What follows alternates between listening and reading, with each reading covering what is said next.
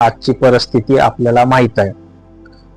आजकाल खूप कठीण चालू आहे मित्रांनो. जी परिस्थिती आहे खूप कठीण आहे. नोकरी मिळत नाही, मिळाली तर टिकत नाही, टिकली तर होतं असं तर सॅलरी जे पेमेंट असतं आपल्याला ते पाहिजे तसं आपल्याला मिळत नाही आणि त्याचा सर्व परिणाम आपल्यावर होतो असतो. तो कसा?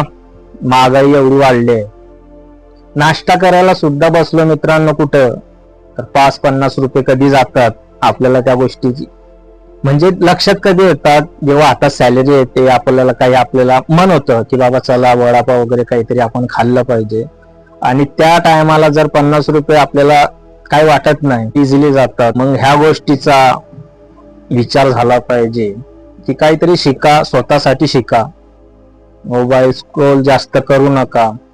ठीक आहे, आपल्याला ते ऍडिक्शनच तसं झालेलं आहे आणि आपण जास्त वेळ हा मोबाईल मध्येच घालवतो. एखाद्या गोष्टीकडे शिकण्यावर भर घालायला पाहिजे, तो आपण घालवत नाही. त्याचप्रमाणे मित्रांनो कसं आहे, पुस्तकं असतात. पुस्तकं